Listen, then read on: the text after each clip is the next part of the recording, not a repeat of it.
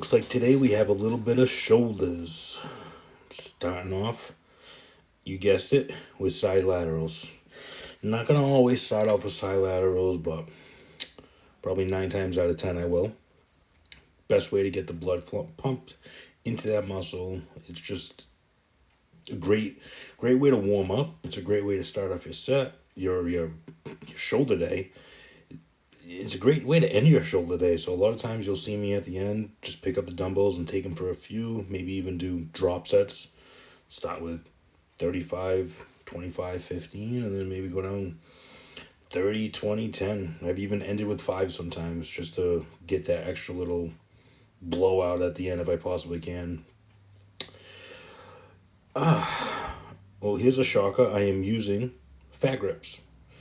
And I'm going to scale it back. I have decided that the fat grips are not going to get in my way when I'm having a heavy back workout, and it's not allowing me to move up in weight, which you'll see in upcoming videos, where I'm going to use them when it's going to benefit me. And if it means that I do a set or two without them, that's what's going to happen, because it might be I might benefit more from it by not using them in the long run for certain exercises. Of course, arms, they're going to be there all the time. Back, they're going to be there for a good part of it, but once I get heavier with the weight, if I can do more without having them on, that's what I'm going to do.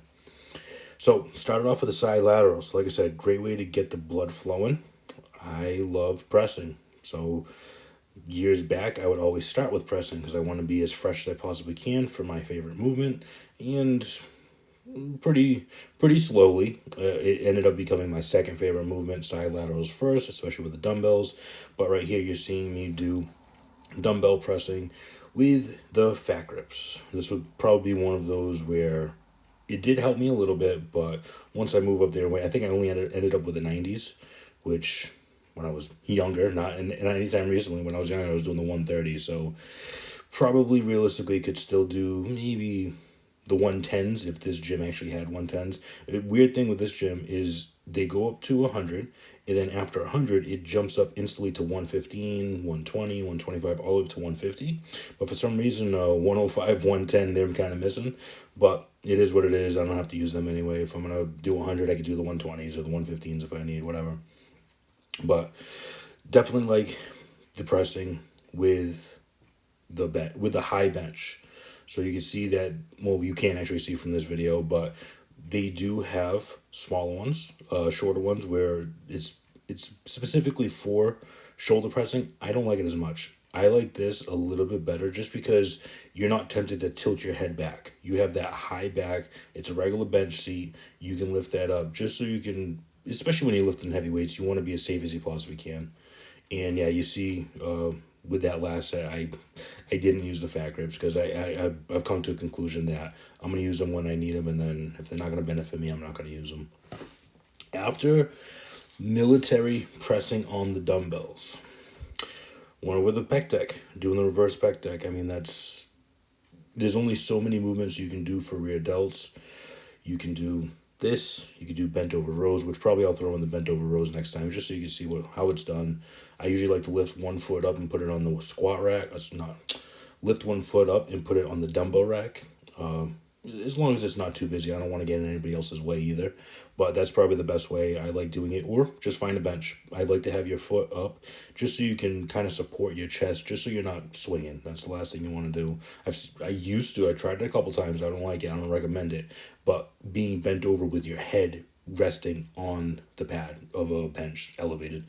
Don't do that. Just put too much pressure on your neck. If you're going to do it, just put your foot up and find a bench or find a dumbbell rack.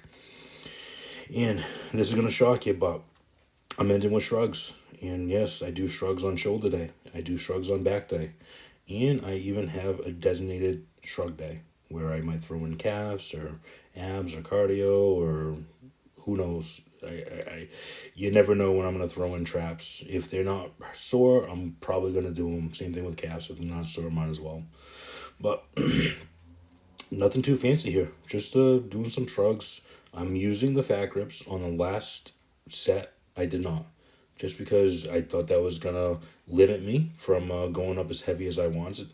So I took them off. And that's I don't want to sound like a broken record because I've already said it. This is going to be the third time just on this short ass video, 5 minutes long. I'm not going to let the fat grips stop me from getting a great workout for other body parts, but you better believe when it's arm day, they're a staple and they're not going anywhere. So, yeah, short video, but I will be talking to you soon.